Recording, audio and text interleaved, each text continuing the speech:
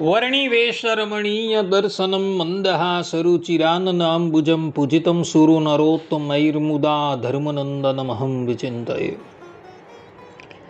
असतो मा षड्गमय तमसो मा ज्योतिर्गमय मृत्युर्मा अमृतं गमय। ओम शान्तिः शान्तिः शान्तिः। अस्मद्गुरुसमारम्भां नाथयामुनमध्यमां लक्ष्मीवल्लभपर्यन्तां वन्दे गुरुपरम्परा।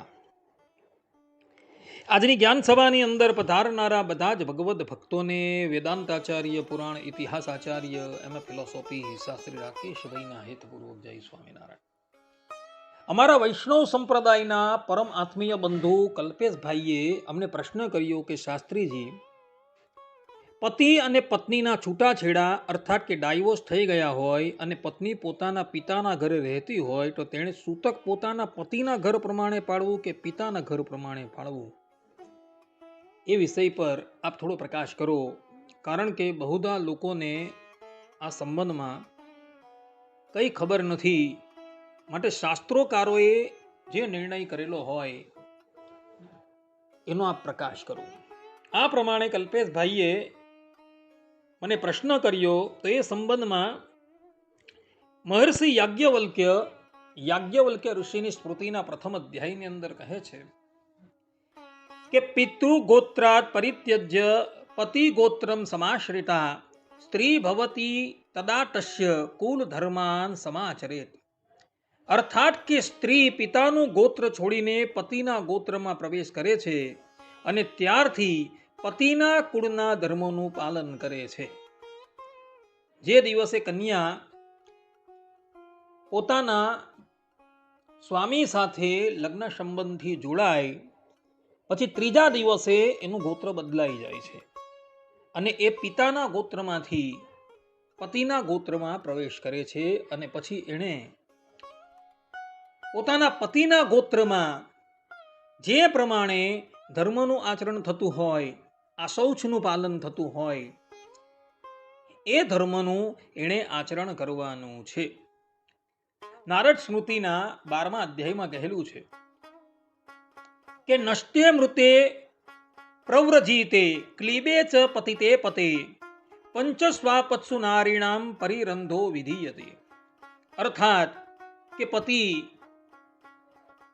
પત્નીનો ત્યાગ કરીને જતો રહે, મૃત્યુ પામે, સંન્યાસી બની જાય અથવા તો પતિત થાય, આ 5 સંજોગોમાં સ્ત્રીને બીજા આશ્રમમાં રહેવાની વ્યવસ્થા છે.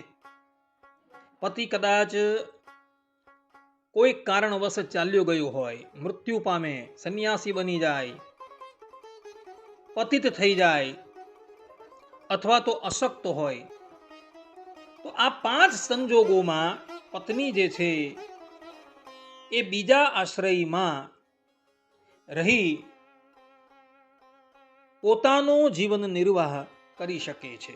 આ પ્રમાણે નારદ સ્મૃતિમાં કહેલું છે. પરાશર સ્મૃતિના 3ય અધ્યાયમાં મહર્ષિ પરાશર કહે છે કે પિતૃગૃહે વસેદ્યાતુ ભર્તા ત્યક્તા વિશેષતઃ પિતૃધર્માન સમાચરે તત્રા શૌચમ તદન્વિતમ. અર્થાત કે જે સ્ત્રી પતિ દ્વારા ત્યાગવામાં આવી હોય અથવા જે સ્ત્રીએ કોઈ કારણવશાત પોતાના પતિનો ત્યાગ કરી દીધો હોય અને એ સ્ત્રી પોતાના પિતાના ઘરે રહેતી હોય, તે પિતાના કુટુંબના ધર્મ પ્રમાણે વર્તે અને સૂતક પણ એ જ પ્રમાણે એણે પાળવાનું છે. કહેવાનું તાત્પર્ય એ છે કે જે સ્ત્રીએ પોતાના પતિનો ત્યાગ કરેલો છે અથવા તો પતિએ જે સ્ત્રીનો ત્યાગ કરેલો છે અને એ સ્ત્રી પોતાના પિતાના ઘરે આવીને રહે, તો એણે આ શૌચ જે છે એ એના પિતાના ઘર પ્રમાણે પાળવાનું છે. સપિંડ સંબંધી મૃત્યુ પામે તો 10 દિવસનું અને સૌદક મૃત્યુ પામે તો પછી એણે 3 દિવસનું, એ પ્રમાણેનો સૂતક નિર્ણય શાસ્ત્રોકારોએ કરેલો છે. એ પ્રમાણે એણે સૂતક પાળવાનું છે એવું મહર્ષિ પરાશર તથા યાજ્ઞવલ્ક્ય ઇત્યાદિ ઋષિઓનું કહેવું છે. તે જ પ્રમાણે ધર્મ સિંધુમાં કાશીનાથ ઉપાધ્યાય કહે છે કે ભર્ત્યુ ત્યક્ત્યા સ્ત્રી યદિ પિતૃગૃહે વસેત તદા પિતૃકુલા શૌચમેવ તસ્યા વિધીયતે. અર્થાત કે પતિ દ્વારા ત્યગાયેલી સ્ત્રી જો પિતાના ઘરે રહેતી હોય તો તેણે પિતાના કુટુંબ મુજબ જ આ શૌચ પાળવાનું છે. આ પ્રમાણે ધર્મસિંધુમાં પણ આ વાત કહેલી છે. નિર્ણય સિંધુમાં કમલાકાર ભટ્ટ કહે છે કે ત્યક્ત્યા વા પરિત્યક્ત્યા સ્ત્રીયા પિતૃગૃહે વસંત્યા પિતૃકુલા શૌચમેવ. અર્થાત કે પતિ દ્વારા ત્યગાયેલી અથવા અલગ રહેતી સ્ત્રી જો પિતાના ઘરે રહેતી હોય તો તેણે પિતાના કુળનું આ શૌચ જ પાળવાનું છે. પતિ દ્વારા જેનો ત્યાગ થયો છે અથવા તો પત્ની કોઈ કારણવશાત સ્વેચ્છાએ પતિનો ત્યાગ કરીને પિતાના ઘરે રહેતી હોય તો આવી સ્ત્રીએ પોતાના પિતાના જે સંબંધીઓ મૃત્યુ પામે અને એના પિતા લોકો જે પ્રમાણે આ શૌચનું પાલન કરે એ જ પ્રમાણે એણે આ શૌચનું પાલન કરવાનું છે. ગરુડ પુરાણના પ્રેત કલ્પની અંદર શ્રીમદ નારાયણ ભગવાન કહે છે કે યસ્યા સંબંધો ના સ્ત્રી તત્ર અશૌચ ન વિદ્યતે. અર્થાત કે જ્યાં ધાર્મિક સંબંધ જ નથી ત્યાં અશૌચ લાગતું નથી.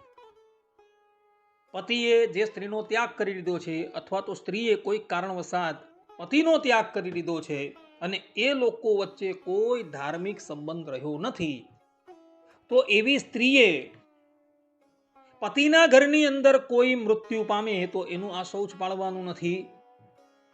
અને એવા પતિએ જો પોતાની ત્યાગ કરાયેલી પત્ની મૃત્યુ પામે તો એણે પણ એનું આ શૌચ પાળવાનું નથી. આ પ્રમાણેનો નિર્ણય શાસ્ત્રોકારોએ કરેલો જોવા મળે છે. આ સંબંધમાં અગ્નિ પુરાણમાં પણ ભગવાન વેદવ્યાસજી કહે છે કે ભર્તા ત્યક્તા વશેદ્યાસ્તુ પિતૃગૃહે નિરાશ્રયા પિતૃધર્માન સમાચરે તત્ર શૌચમ તદનુગમ. અર્થાત કે પતિ દ્વારા ત્યગાયેલી સ્ત્રી જો પિતાના ઘરે રહેતી હોય તો તે પિતાના કુટુંબના ધર્મનું પાલન કરે અને સૂતક પણ તે મુજબ જ એણે પાળવાનું છે. પતિએ ત્યાગ કરેલી હોય અથવા તો પત્નીએ કોઈક કારણવશાત પતિનો ત્યાગ કરી દીધો હોય અને એ પોતાના પિતાના ઘરે આવીને રહેતી હોય તો એણે પતિના કુળના ધર્મોનું પાલન નથી કરવાનું, પરંતુ પિતાના કુળમાં જે ધર્મ આવે તેનું પાલન કરવાનું છે ને સૂતક પણ તેણે તે જ પ્રમાણે પાળવાનું છે. આ પ્રમાણેનો નિર્ણય શાસ્ત્રોકારોએ કરેલો જોવા મળે છે. તો બધા જ લોકો આ વાત જે છે આત્મસાત કરી રાખે અને એમાં પણ જે પણ કોઈ સ્ત્રીએ પોતાના પતિનો ત્યાગ કરી દીધો છે અને એ પોતાના પિતાના ઘરે આવીને રહે છે તેને તો અહીં શાસ્ત્રોમાં જે પ્રમાણે કહેલું છે તે જ પ્રમાણે સૂતક પાળવાનું છે. આટલું કહીને હું મારા આ પ્રવચનને અહીં વિરામ આપું છું. સર્વે સંતો નિરામયઃ સર્વે સુખીનો ભવંતુ સર્વે ભદ્રાણિ પશ્યન્તુ મા કશ્ચિત ભાગ ભવેદ અસ્તુ. જય સ્વામિનારાયણ.